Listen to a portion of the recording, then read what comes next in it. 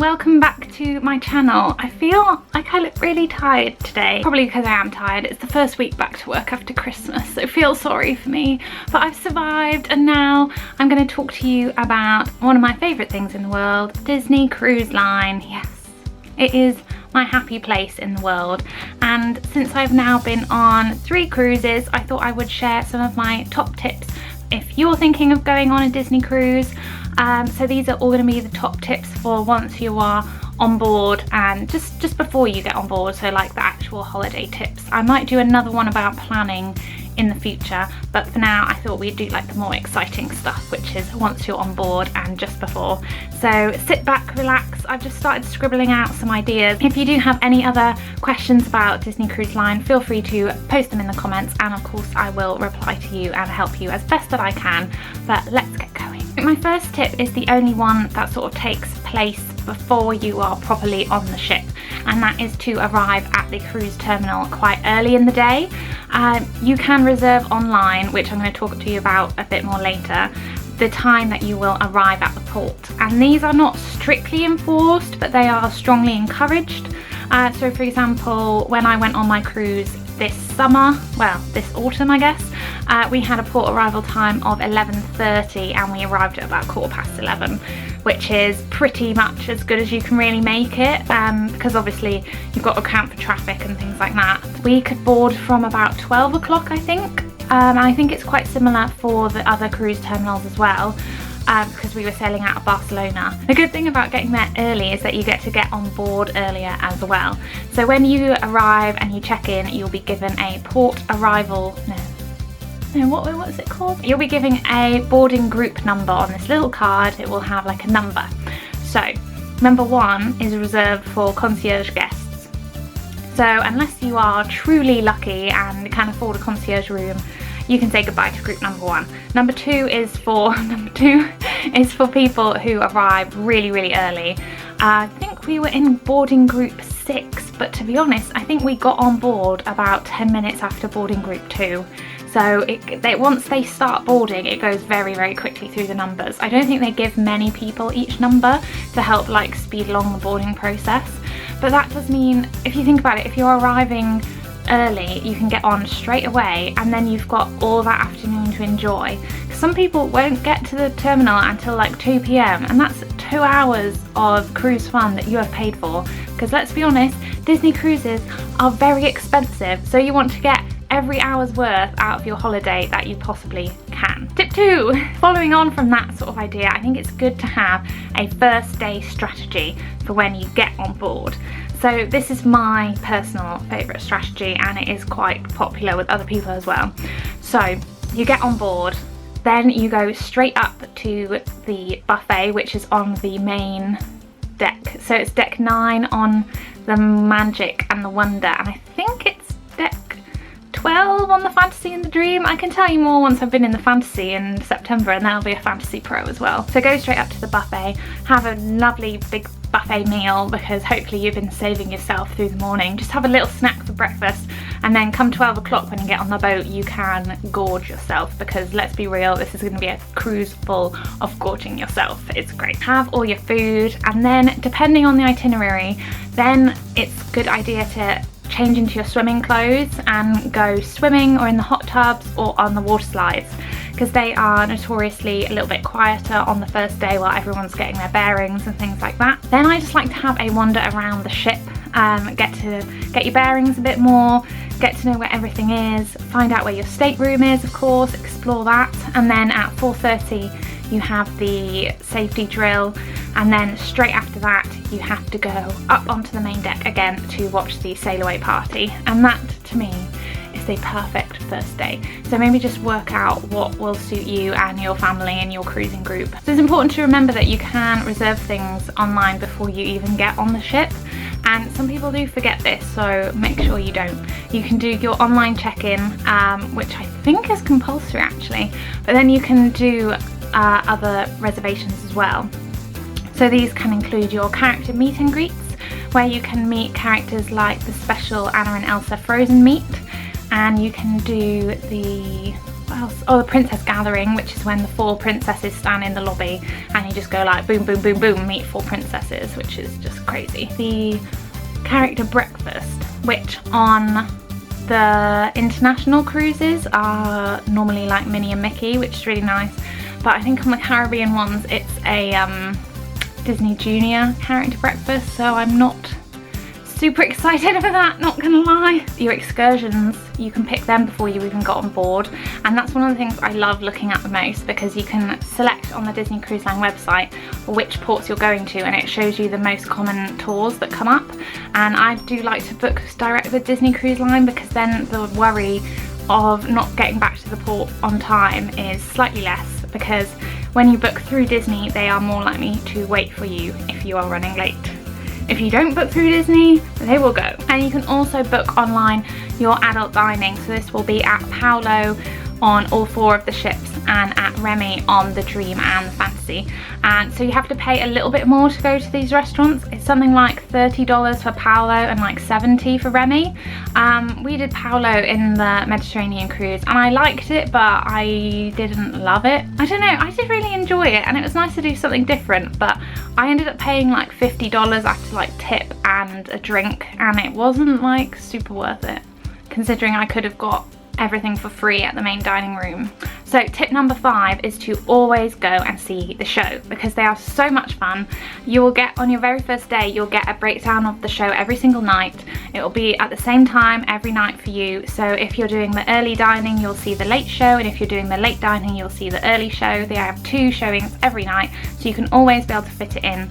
Some days they'll have the proper like Disney West End Broadway style shows, which are so much fun, and they're performed by like the same cast, and we just loved watching them so much. And then other nights you will have entertainment on board. So when we were on board we had a Broadway star, so he did a night of songs from his repertoire, some of his Disney favourites and others, so that was really fun. And then we had a magic show, which was surprise. It's just like magic with me is sometimes I love it and sometimes I just want to know how they did it. But I did go on the stage in the magic show and to like watch them do a trick from on the stage, because I just want to know how they do things and I still just could not figure it out. And it was quite funny because we saw the lady from the magic show just like getting a drink up on deck 9 that evening, and she was just talking about how the show went, which was quite fun. So they're on holiday too, really. Always make sure you have time for the show. Tip number 5 is that I really do recommend dressing up for dinner. I know it's not for everyone, but for me it was so much fun to do every night. I made sure I took one like nice outfit for every evening. I ended up taking a lot of clothes, I will be honest, because you will, if you're on I think on every cruise you have a formal night, which is when people like go above and beyond really. So you will see everything from like full-on ball gowns and tuxes to shorts and t-shirts. So it is literally whatever you want to do, which is one of the great things about Disney Cruise Line, because it's just whatever makes you happy.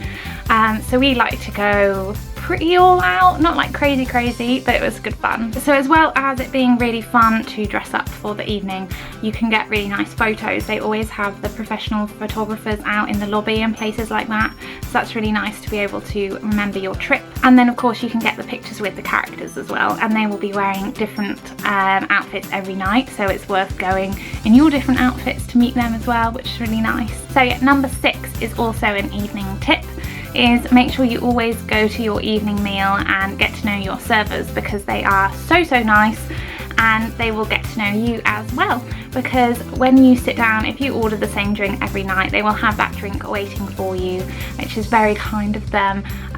They'll get to know what you like to eat, they'll be able to recommend things for you, and of course you can get to know your table mates as well.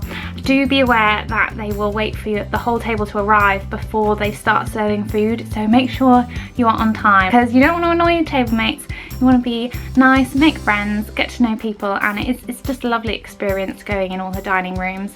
They do have a different menu every single night, so it's worth going to, and the food is so good. I love it so much. I wish I could have a 4-course meal every night. Tip number 7 is a way to make the most of your time. So on your phone you can download the Navigator app, the Disney Cruise Line app, and you can have that on your phone at all times, but it won't really work until you get on board. And then when you connect to the ship's Wi-Fi, the app sort of opens itself and you can actually use all the features. So the two most handy ones are that you can talk to other people. They don't even have to just be in your cabin, it's anyone who you exchange numbers with. So we could talk to friends in other cabins and things like that. So it's really helpful if you do split up with your family or friends, then you can easily meet each other again. But my favourite feature is that you can see every single activity that is happening on the ship. So you don't have to take your paper navigator around with you, you can just use your phone, which is very handy. And one of the best things about the app, which we didn't really realise until later in the holiday, is that you can make some of the activities your favourites, which is very handy because then you can just click on the favourites tab and it'll just show you everything that you favorited. So it's much easier to just be like, right, we're doing this and then that after, and then we've got time to get ready for this. So I find that super useful, and I think that everyone should be using that to help plan their days, because I like to fit in as much as possible in every single day. Tip number 8 is to shop on the sea days, because the shops are a lot quieter on the sea days than on the port days. So the regulations mean that the shops cannot open while you are in port, which means that for a big chunk of the day they are closed. But on the sea days they can be open all day. So it means that you can browse and pick out your souvenirs in a lot more comfort, and it's a lot more chilled. And definitely do not wait until the last day to go shopping, because it will be crazy, trust me. Everyone will just be like realising that they have no souvenirs and just buying everything. So if you do leave it to the last day, make sure you go in, know what you want, get it, buy it and get out there, because it's wild. Tip number 9 is a good one to save money. It is think before you spend, because chances are you can get it for free somewhere else. Every single night in the shows, it would annoy me so much when I saw families ordering bottles of water for their whole family and popcorn for their whole family. Which, yes, I do get it, like, I love popcorn, I am a bit of a popcorn fiend, but they could be getting drinks for free from Deck 9 if anyone could just be bothered to go and get them. So you can get free drinks all the time, soft drinks, whenever you want them. You just have to go and fill up your cup. But instead they were getting people to bring them to their chairs, which I'm sure they were costing a right premium for that as well. And of course you can get free water as well, and the water is completely drinkable, it is fine. Yeah, so just think before you buy things. There are always snacks available, from like a pizza slice to some dessert. You can always find it somewhere. Just check on the navigator to see where is serving food, and trust me, you will never ever be hungry, and you don't have to spend money on food. Sometimes they do have like upcharge things, like they have ice cream shops and things like that, but you can still get free ice cream on deck. So of course if you do want to treat yourself, go for it, but just think, could I be getting this for free, but if I just walked for an extra minute? So it's worth bearing in mind. And my last tip is to make door magnets for your cruise. This was super fun. I actually have mine here. This was my door magnet from our last cruise. Of course it has my name on it, and then it has Disney Magic and the date that we sailed, which is really nice. So we had these stuck on our door. Then we also had another magnet as well. Oh yeah, because each door has like a porthole like this, so we put Mickey ears on it and a mini bow as well, which is really sweet. So yeah, it's really fun to dress up your door. I really enjoy walking through the corridors just to look at other people's doors and how they've dressed them up, because some people go absolutely wild. It is crazy. I also really like that some people put lists of every sailing that they've been on, which is just, some people go on so many, so I like to see where they've been and all sorts of things like that, which is really fun. Carrie just designed this for us, and then it's just a regular magnet stuck on the back, and these didn't fall off once. They were really secure, so you don't need to go wild. You can get a lot from Etsy as well, but then to get them delivered to the UK, the postage is like £40 or something. It's ridiculous. So that's why we decided to make our own. So yeah, those were just some of my top 10 tips to help you on your Disney cruise. I hope there's some in there that might help if you've been on Disney cruise already, or if you're going on your first one soon. But yes, if you do have any other questions, just leave me a comment, and of course I will be happy to reply to you. If you've learnt something new about Disney cruising, please do give this video a thumbs up, and don't forget to subscribe for my Disney Cruise Line vlogs, which will be coming very soon, sooner than you think really. And of course we've got Disneyland Paris coming up only next month. Crazy. But yes, thank you so much for watching, and I will see you next time. Bye.